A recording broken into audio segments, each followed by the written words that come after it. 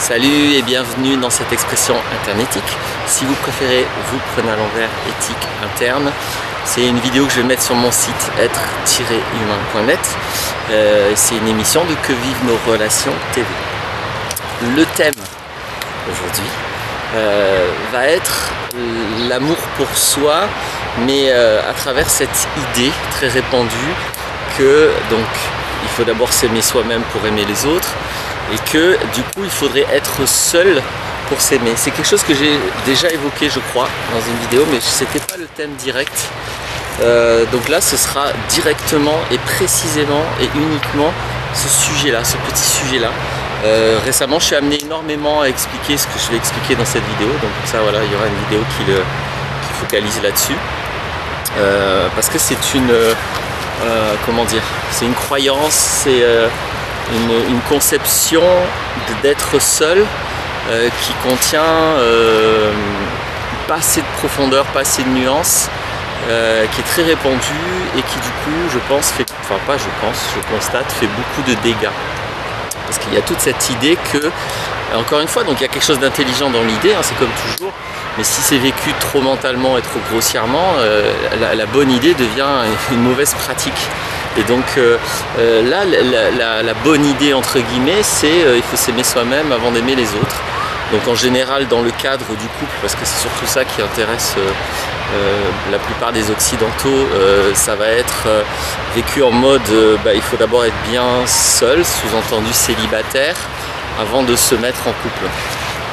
Et malheureusement c'est pas à la fois, c'est pas aussi simple, et des fois c'est une très mauvaise idée. Et en tout cas il y a un pont gigantesque, un pont sémantique entre s'aimer soi-même et être célibataire avant d'être en couple.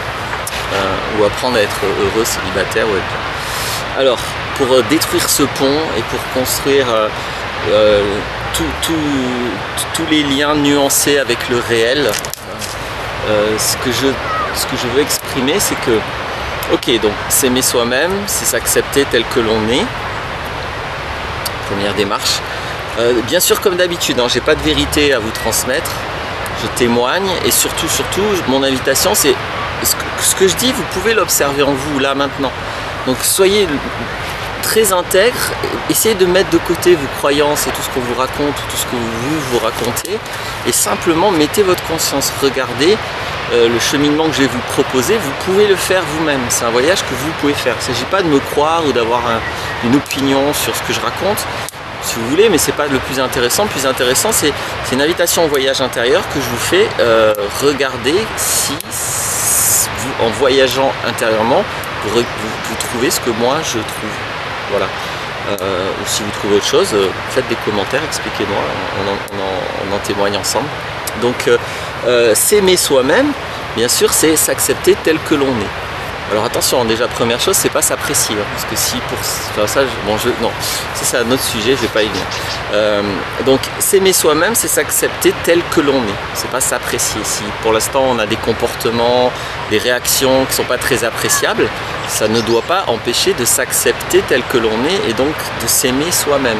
Voilà, s'aimer soi-même, c'est pas se glorifier, se valoriser, penser qu'on a un génie fabuleux, c'est pas s'apprécier, c'est s'accepter tel que l'on est. Lorsque je m'accepte tel que je suis, sur le plan affectif, lorsque je m'aime suffisamment pour voir vraiment qui je suis, je constate que je suis un être entier et autonome. Je n'ai jamais, en tout cas si je me permets de dire ça, c'est que de toute ma vie, ça fait 14 ans maintenant que j'aide les humains, je n'ai jamais rencontré d'humains qui n'étaient pas entiers et autonomes. Je n'ai rencontré que des humains qui étaient dans l'illusion de ne pas l'être, et du coup c'est ce qu'ils vivaient, parce qu'effectivement ils se vivaient non entiers, non autonomes, ils se vivaient en manque, ils se vivaient avec des peurs, mais tout ça était basé sur une illusion créée dans l'enfance. Allez voir entre autres les vidéos sur la dépendance affective, plein d'autres vidéos que j'ai fait sur ce genre de thème. Mais voilà, quand je m'aime moi-même, je vois que je suis entier et je vois que je suis autonome. Autonome, ça ne veut pas dire autarcique, hein, attention. Hein. Ça ne veut pas dire je me suffis à moi-même autonome. Hein. Autonome, ça veut dire je suis autonome. Si j'ai des besoins avec les autres, je sais les gérer aussi. Je suis autonome et notamment effectivement je suis un être entier, je peux mettre en place tout ce qu'il faut pour satisfaire à mes besoins. ça c'est la base. Donc bien sûr que si je m'aime effectivement, je ne peux pas me voir avec un manque ou avec des tas de dévalorisations qui ne sont que des illusions, qui sont que des fausses idées à propos de moi. C'est un manque d'amour, donc au sens un manque d'éclairage, un manque de conscience. C'est dans ce sens-là qu'il s'agit de s'aimer, c'est se regarder, c'est être clair avec qui l'on est. C'est de ça dont il s'agit. Et puisque je suis un être autonome, c'est là qu'apparaît l'idée d'être seul, mais c'est déjà un petit abus de langage qui peut amener beaucoup de fausses idées à propos de ce dont nous sommes en train de parler. Donc attention, oui ok, on peut dire que s'aimer soi-même, c'est être bien seul, en tout cas bien être heureux, être épanoui, se sentir en sécurité, se sentir comblé seul. Ça a un certain sens, mais il faut faire attention à ce que cette expression être seul ne galvaude pas tout ce dont nous sommes en train effectivement de parler, c'est-à-dire d'être suffisamment clair avec le fait qu'en tant qu'être humain, je suis autonome. C'est ça dont il s'agit. Et donc être seul, attention, encore une fois, ça ne veut pas dire être isolé, et encore moins être célibataire. Ça n'a rigoureusement rien à voir, parce que là on perd totalement le lien avec la notion d'être conscient que l'on est autonome et d'être conscient que l'on fonctionne en tant qu'être humain, que l'on est entier. On perd ça, et c'est ça qu'il ne faut pas perdre, c'est ça l'essentiel. Et c'est ça qu'il s'agit de trouver quand nous sommes invités à nous aimer nous-mêmes avant d'aimer les autres. C'est à ça que nous sommes invités, à nous voir tels que nous sommes. Donc, si être seul, ça devient être isolé, être célibataire, alors évidemment, vous allez avoir des tas de personnes qui vont vous encourager à apprendre à vivre seul, dans le sous-entendu être célibataire, d'apprendre à être bien comme ça, et vos problèmes seraient résolus si vous atteignez ça. Malheureusement, c'est pas si simple. Parce que être seul, c'est un vécu intérieur, ça veut donc dire être autonome plus exactement, et donc ce vécu intérieur d'être seul ou d'être autonome doit pouvoir être vécu en couple, comme célibataire, comme en groupe, comme au travail, comme en famille, comme dans un désert, comme dans une ville, comme en nature, comme dans une grotte. Voilà, c'est la personne qui vraiment a atteint cette liberté d'être seule. Elle est libre d'être seule en toutes circonstances. Il n'y a pas une circonstance particulière où il faudrait davantage apprendre à être seul. Donc si être seul devient être isolé, on est totalement à côté de la plaque. Ça n'a plus rigoureusement rien à voir. Il y a des personnes qui sont bien, entre guillemets, isolées. Elles doivent apprendre à être seules en couple ou être seules en groupe. Il y a des personnes qui sont bien, entre guillemets, en couple. Et si d'un coup ils se retrouvent seuls, là ils paniquent. Ben oui, c'est vrai que ces personnes doivent apprendre à être bien seules. Après, il y a des personnes qui sont ni bien en couple, ni bien seules. Donc elles doivent apprendre à être bien tout court, mais dans les deux contextes. Donc ça, c'est très important de comprendre ça. Être seul, c'est être autonome et être conscient d'être autonome. Et donc c'est quelque chose qui doit pouvoir se vivre indépendamment de la situation. Donc la situation n'a pas tellement d'importance. Ou plutôt, la seule importance qu'elle a, c'est, vous voyez, si dans certaines circonstances, vous perdez cette liberté, cette conscience que non pas vous vous suffisez à vous-même, mais que vous êtes autonome, c'est-à-dire que vous êtes libre de vous adapter, que vous vous sentez capable d'exister, capable de fonctionner, que vous trouvez facilement votre place, que vous trouvez facilement votre expression. S'il y a des circonstances où vous perdez ça, c'est là où vous devez simplement apprendre. Donc pour apprendre dans ces circonstances à atteindre ça, il faut y être dans ces circonstances. Si en couple vous n'êtes pas capable d'amour, il n'y a que dans le cadre du couple que vous allez apprendre à être capable d'amour. Quand vous quittez le couple, vous n'allez plus apprendre ça, vous allez apprendre d'autres choses, ça sera peut-être intéressant, mais vous n'allez plus apprendre ça. Encore une fois, si vous voulez apprendre à faire du vélo, c'est sur un vélo. Donc si vous voulez apprendre à être seul en couple, et je ne vous dis pas de vous jeter dans n'importe quel couple, il y a un autre humain qui est concerné, donc soyez vigilants, les autres ne sont pas des laboratoires, mais c'est en couple que vous allez apprendre à être seul, c'est-à-dire être autonome, c'est-à-dire à vous aimer vous-même, si c'est ça que vous ne savez pas faire. Si vous, c'est en famille que vous n'êtes pas vous-même, vous n'êtes pas libre de poser votre place, quelle que soit votre place, si votre place c'est de vous barrer de cette famille et que vous le faites en paix, ça va être votre place. À partir du moment où vous êtes en paix, vous êtes autonome, vous êtes épanoui, vous êtes tranquille, voilà, vous avez trouvé devant votre famille à vous ce qu'il s'agit de faire. Mais peut-être que ce qu'il s'agit de faire, c'est de parler, d'exister, je ne sais pas, chaque cas est différent.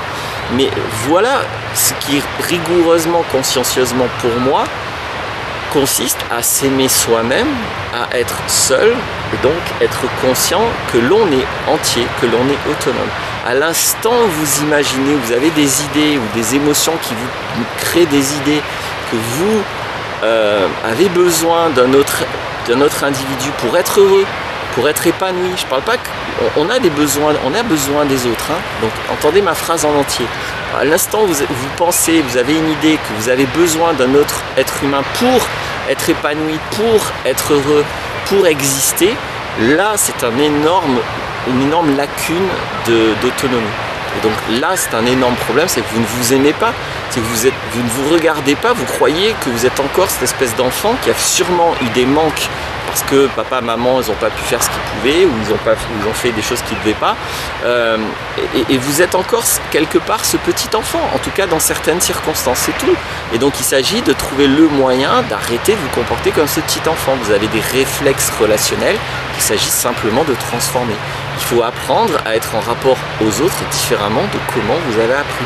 C'est pas toujours évident, mais ce qu'il y a à faire est simple. Et il s'agit effectivement de le faire. Aller dans votre zone d'inconfort parce qu'évidemment ce sera inconfortable. Donc j'espère que j'ai réussi à être le plus clair possible, c'est mon but. Pas forcément d'être agréable, pas forcément d'aller dans le sens habituel qu'on entend sur ces questions. C'est pas d'aller dans le sens contraire non plus. J'espère que, encore une fois, ce que je dis, vous pouvez là maintenant, ou réécouter la vidéo et re-regarder, vous pouvez là maintenant le voir en vous. Ce lien, hein. Donc je le redis, s'aimer soi-même, c'est se voir tel que l'on est effectivement. Il n'y a pas d'amour si vous ne voyez même pas tel que vous êtes. Et puis ensuite, vous voyez que vous êtes entier, que vous êtes autonome, vous avez tout ce qu'il faut. Je m'amuse souvent à dire, de toute façon, vous êtes seul. Au niveau de l'être, c'est-à-dire sur le plan de l'existence, on a plusieurs plans quand on vit. Et le plan de l'existence, c'est le plan profond de notre psychologie, c'est de notre expérience humaine. C'est pas le seul, il y en a d'autres. Mais sur le plan de l'existence, sur le plan de qui je suis, donc être, je suis seul. Regardez-vous dans une glace, depuis que vous n'avez plus de cordon ombilical, vous êtes seul et vous êtes autonome et vous fonctionnez. Et c'est comme ça que ça fonctionne. Donc l'idée, c'est de bien comprendre que être seul, c'est pas être isolé, c'est simplement cette fonctionnalité humaine, je peux le dire comme ça, cette aptitude que vous êtes, je vais le dire aussi comme ça, pas que vous avez, mais que vous êtes 4 aptitudes très fonctionnelles, sensorielles, émotionnelles, mentales, avec un accès à la conscience. Et c'est ces 4 aptitudes qui font que vous êtes autonome et que vous êtes seul, ce qui n'est pas une mauvaise nouvelle, ce qui est une excellente nouvelle. Voilà, vous ne dépendez pas d'un autre être en aucune manière.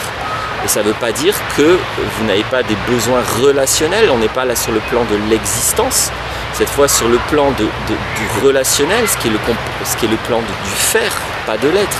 C'est le comportement, c'est l'extérieur, c'est pas votre intimité intérieure, le relationnel. Le relationnel, c'est le faire, c'est le comportement, c'est votre rapport à l'autre. Là, vous avez des tas de besoins, mais vous savez y répondre, parce que vous êtes sur une planète, il y a 7 milliards d'humains, et c'est à vous d'apprendre à vous entourer des personnes qui vous conviennent. La question, l'enjeu relationnel est aussi simple que ça. Vous êtes sur une planète, il y a 7 milliards d'humains. Vous ne pouvez pas ne pas vous entourer de personnes qui vous conviennent. Peut-être vous ne voulez pas, mais vous ne pouvez pas ne pas y arriver. Ça n'est pas possible. Après, ça peut nécessiter des apprentissages, ça peut nécessiter des pratiques, ça peut nécessiter des expériences, des entraînements. Ça nécessite inévitablement des ratages, des échecs, des erreurs, des illusions. Ça nécessite tout ça pour apprendre, et finalement apprendre à constituer un relationnel harmonieux dans votre vie. Ce qui est le fondement d'être autonome. Comme nous sommes animaux sociaux, être autonome, ça implique l'aptitude à être en relation, mais pas avec un besoin existentiel, pas mon Dieu, si je perds mon amoureux, ça y est, je peux plus vivre. Ça n'a plus rien à voir avec les besoins relationnels. Ça, c'est une illusion de besoin existentiel. Voilà, encore une fois, cette vidéo est accentuée sur ça. Allez voir les autres vidéos, je crois que j'ai déjà parlé, hein, mais en plus vraiment d'être seul. Des vidéos, il y en a beaucoup, je pense que là ça doit être la 129e celle-ci, ou la 128e. Donc le meilleur moyen de trouver des vidéos qui sont dans vos questionnements, qui sont dans votre intérêt du moment, c'est taper Laurent Martinez et le thème. Laurent Martinez culpabilité, Laurent Martinez émotion, Laurent Martinez amour, Laurent Martinez être, je sais pas, voyez ce que vous trouvez. En général, vous trouvez facilement sur Google, au besoin vous mettez Google vidéo, vous trouvez facilement, ou sur YouTube directement, vous trouvez facilement les vidéos qui devraient vous convenir. Voilà, je vous souhaite qu'elles vous conviennent, qu'elles vous apportent quelque chose, les vidéos que vous regardez. Je vous remercie et je vous dis à bientôt.